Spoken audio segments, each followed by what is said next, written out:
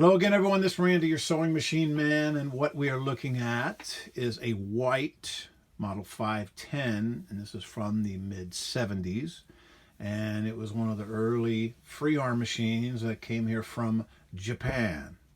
Now, this one is a good little machine, and if you can find one of these somewhere and it's not locked up or got a problem, and the only problems they usually have is a broken gear or a bad timing belt if they've been kept in an unclimate controlled environment.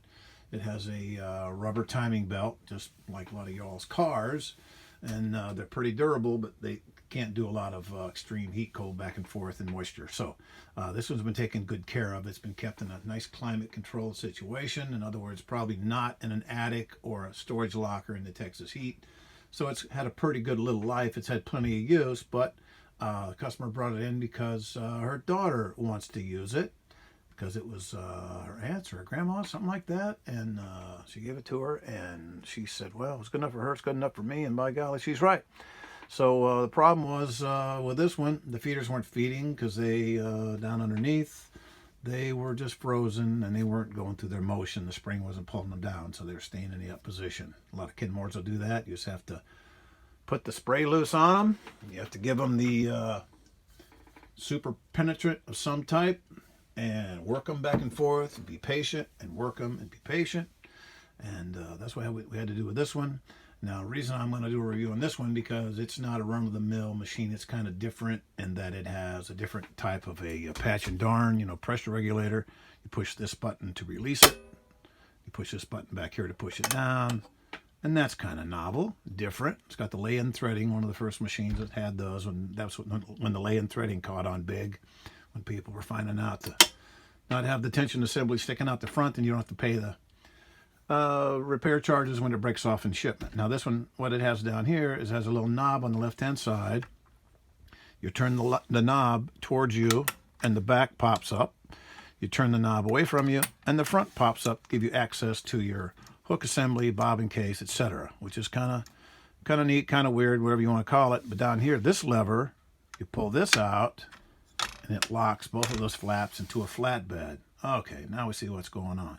That makes it a convertible free arm into a flatbed by using this little flap right here. Otherwise, you snap the back down, snap the front down, you have a tubular arm flatbed. So we'll snap the front up, and you'll see the type of a hook assembly that it has.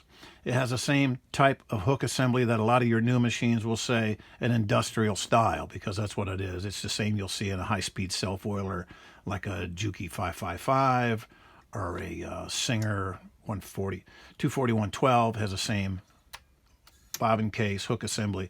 It is an industrial style, but it has a drive gear back here that's not metal, so you can't go crazy with it. And it has the timing belt that can break. So it's not an industrial, but it's a nice little machine. It has the typical traditional bobbin winder. You disengage this, wind that up here. I'm going to get around here and unlock it, but I got it so daggone tight. I thought I'd do it with one hand, but nope, didn't do it with one hand. I'm not going to do it with both hands. Okay, anyhow.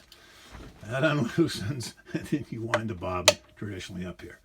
And it's got all your diagram and everything up here for how to thread it and do all the stuff. So it's pretty cool. It's got some good features. Zigzag knob is back here for your width, 3-needle position, reverse, stitch length, and stitch width, stitch length. Feed dogs go up and down, so you can do freehand and quilting, stuff like that. So not a bad little machine, and it's the white 510. If you can get one, if you go find one somewhere, always pop this open, turn the hand wheel, make sure that hook turns, make sure it turns completely, 100%, 100% revolution all the way around, 360 degrees, and you don't have any kind of a, where it kind of binds and then pops. If it binds and pops, you have a broken gear, or you have a problem with your timing belt. So you find one of these, and it goes like this, with no hang-ups, you've got a good little machine. So not a bad little machine. It's probably as good as or better than probably 50 to 75% of the machines you'll go out and buy today, brand spanking new. So if you can get one of these, I'd get it. Grab one for a couple $100. The white 510, made in Japan.